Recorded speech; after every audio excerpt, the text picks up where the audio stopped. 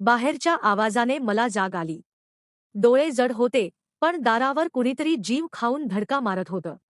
कुणीतरी संकटकाळात असल्यासारखं ते दार ठोठावत होतं. मी वैतागून उठलो आणि जसं दार उघडलं, तशी एक स्त्री धाडकन आत शिरली. तिने मागच्या पुढचा विचार न करता स्वतःहून दार लावून घेतलं आणि कडी लावली. भांडूप. मुंबईचं एक असम उपनगर जिथे सकाळच्या अलार्मपेक्षा लोकलच्या हॉर्नचा आवाज जास्त प्रभावी असतो. मी, एका मध्यमवर्गीय कुटुंबातला मुलगा, नोकरीच्या निमित्ताने मुंबईत आलो आणि या चाळीत स्थायिक झालो. माझं आयुष्य म्हणजे एका ठराविक साच्यात बसलेलं यंत्र होतं. सकाळी घाईघाईत डबा भरणं, स्टेशनपर्यंतची ती धावपळ आणि रात्री उशिरात कल्याभागल्या शरीराने घरी परतणं. शेजाऱ्यांशी माझं नातं फक्त हो नाही आणि कधीतरी झालेल्या नमस्कारापुरतं मर्यादित होतं. मला वाटायचं, आपलं आयुष्य शांत आहे आणि ते तसंच असावं. कोणाच्या भानगडीत पडायला मला आवडत नसे. त्यात भर म्हणजे मला सणासुदीचा खूप कंटाळा यायचा, विशेषतः होळीचा. रंगांचा तो आरडाओरडा, लोकांची हुल्लडबाजी आणि रंगांच्या नावाखाली चालणारा तो धिंगाणा मला अजिबात आवडत नसे. त्या दिवशी होळी होती. बाहेर गाड्यांचा आवाज घुमत होता, पण मी मात्र माझ्या खोलीची खिडकी आणि दार घट्ट लावून झोपण्याचा प्रयत्न करत होतो. मला रंगांची भीती वाटायची, कदाचित त्या रंगांमागे लपलेल्या माणसांच्या ख्या चेहऱ्यांची मला भीती वाटत असावी. बाहेरच्या आवाजाने मला जाग आली. डोळे जड होते, पण दारावर कुणीतरी जीव खाऊन धडका मारत होतं. कुणीतरी संकटकाळात असल्यासारखं ते दार ठोठावत होतं. मी वैतागून उठलो आणि जसं दार उघडलं, तशी एक स्त्री धाडकन आत शिरली.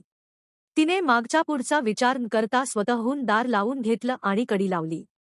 मी स्तंभित होऊन तिच्याकडे बघत राहिलो. ती पूर्णपणे रंगाने माखलेली होती. तिचे कपडे ओले चिंब झाले होते आणि तिच्या डोळ्यात जे भीतीचं सावट होतं, ते काळजाचा थरकाप उडवणारं होतं. प्लीज, कोणाला सांगू नका मी इथे आहे. फक्त थोडा वेळ. प्लीज दार उघडू नका, ती धापा टाकत म्हणाली. मला काहीच सुचेना. मी भांबावलेल्या अवस्थेत विचारलं, कोण आहात तुम्ही? आणि अशा माझ्या घरात का शिरलात? तिने भिंतीला टेकून स्वतःला सावरण्याचा प्रयत्न केला. ती म्हणाली, मी याच चाळीत समोरच्या बाजूला एक रूम सोडून राहते. माझ्या नव्याने दारूच्या नशेत मला आज खूप मारलं. मी जीव वाचवून बाहेर पळाले, तर बाहेरच्या पोरांनी मला रंगांच्या नावाखाली घेरलं. मला कुठेच सुरक्षित वाटत नव्हतं. मला माहीत होतं की तुम्ही इथे एकटे राहता, तुमची कोणाशी जास्त ओळख नाही, म्हणून मी इथे आले. मला वाटलं इथे मी सुरक्षित राहीन. तिची ती अवस्था बघून माझा सगळा राग विरघळून गेला. तिच्या डोळ्यातलं पाणी त्या रंगांसोबत मिसळून गालावरून खाली उतरत होतं. मी तिला पाणी दिलं आणि थोडं शांत व्हायला सांगितलं. मी तिला माझे एक जोडी कपडे दिले आणि बाथरूममध्ये जाऊन फ्रेश व्हायला सांगितलं. ती थोड्या वेळाने बाहेर आली. माझे सैल कपडे तिला नीट बसत नव्हते, पण त्या साध्या कपड्यांतही तिचं सौंदर्य लपून राहत नव्हतं. तिचे ओले केस खांद्यावर पडले होते आणि तिच्या चेहऱ्यावर आता एक प्रकारची शांतता होती. मी, आता कसं वाटतं? ब्र वाटतंय ना? ती, खाली बघत, तुमचे उपकार मी कधीच विसरणार नाही. अनोळखी माणसाच्या घरात शिरणं सोपं नसतं, पण कधीकधी बाहेरच्या जगापेक्षा एक अनोळखी खोली जास्त सुरक्षित वाटते. मी, तुमचं नाव काय? ती, माझं नाव सई. तुमचं? मी राहुल. सई, मला नेहमी वाटायचं की मी या चाळीत एकटाच दुःखी आहे, पण आज तुमची परिस्थिती बघून वाटतं की माणसाच्या आयुष्यात रंगांपेक्षा दुःखाचे छा जास्त गर्द असतात. सई, डोळ्यात पाणी आणून, हो ना. ज्याला आपण आयुष्य मानतो, तोच जेव्हा हात उगारतो, तेव्हा पायाखालची जमीन सरकते. आज होळी आहे, लोकांनी एकमेकांना प्रेम द्यायचं सोडून जखमा दिल्या, पण राहुल, आज तुम्ही मला जे घर दिलंत, तिथे मला पहिल्यांदाच मोकळा श्वास घेता आला. मी, सई, माझ्या आयुष्यात आजपर्यंत कोणीही मुलगी अशी आली नाही. माझं हे घर नेहमी रिकामं असायचं. पण आज या घराला एक वेगळीच घरपण आल्यासारखं वाटतंय. कदाचित रंगांची मला वाटणारी भीती आज तुमच्यामुळे कमी झाली. कारण आज कळलं की खरा रंग हा मनाचा असतो, चेहऱ्याचा नाही.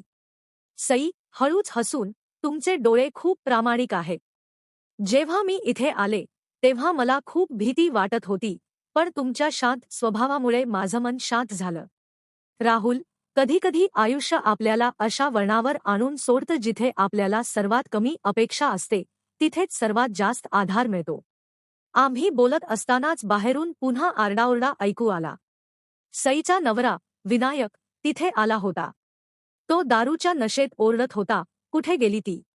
कोणाच्या घरात शिरली आहे? सई भीतीने थरथर कापायला लागली. मी तिला खुणेने शांत राहायला सांगितलं. मी ठरवलं की आज मागे हटायचं नाही. मी जसं दार उघडलं तसा विनायक माझ्या अंगावर धावून आला. पण आश्चर्याची गोष्ट म्हणजे माझ्या पाठोपाठ चाळीतले इतर 2-3 शेजारीही तिथे जमा झाले. ज्या शेजाऱ्यांशी मी कधी बोललो नव्हतो तेच आज सईच्या बाजूने उभे होते. विनायक, आता बस कर. तिला त्रास देणं बंद कर नाहीतर आम्ही पोलिसांना बोलावू, चाळीतल्या एका ज्येष्ठ काकांनी त्याला ठणकावून सांगितलं. विनायकची नशा उतरली. त्याला कळून चुकलं की आता संपूर्ण चाळ सईच्या पाठीशी आहे. तो रागात तिथून निघून गेला. मला आज पहिल्यांदाच जाणवलं की ज्या चाळीला मी परका मानत होतो तीच चाळ संकटाच्या वेळी एक कुटुंब बनून उभी होती. एक सुंदर शेवट. संध्याकाळ झाली होती. सई आता निघण्याच्या तयारीत होती. तिने तिचे रंगाने माखलेले कपडे एका पिशवीत घेतले. सई, राहुल, आता मी जाईन. पण आज जे घडलं त्याने माझं आयुष्य बदललं. मी आता त्या नव्याकडे परत जाणार नाही. मी माझ्या माहेरी जाईन आणि स्वतःच्या पायावर उभं राहीन. हेच योग्य आहे सई. कोणाचा तरी अन्याय सहन करण्यापेक्षा स्वतःची ओळख निर्माण करणं जास्त महत्त्वाचं आहे. जाता जाता सरूने दारात पाऊल ठेवलं आणि मागे वळून बघितलं. तिने तिच्या ओढणीला लागलेला थोडासा गुलाल माझ्या गालाला लावला. सई, राहुल, हा गुलाल भीतीचा नाही तर एका नवीन मैत्रीचा आहे. तुमच्या आयुष्यातल्या एकाकीपणाच्या भिंती आता पाडून टाका. या चाळीत तुमची वाट बघणारी अनेक माणसं आहेत. मी फक्त हसलो. ती निघून गेली, पण माझ्या घरात तिचं अस्तित्व, तिचा तो सुगंध आणि तिने दिलेला तो मैत्रीचा रंग कायमचा राहिला. त्या दिवशी भांडूपच्या त्या चाळीत मी पुन्हा एकदा माणूस म्हणून जन्माला आलो होतो. होळीचे रंग तर दरवर्षी येतात आणि धुवून जातात, पण संकटाच्या वेळी दिलेला मदतीचा हात आणि जपलेली माणुसकी आयुष्यात कायमस्वरूपी रंग भरून जाते. स्त्रीचा सन्मान राखणं हाच आयुष्यातील सर्वात मोठा सण आहे.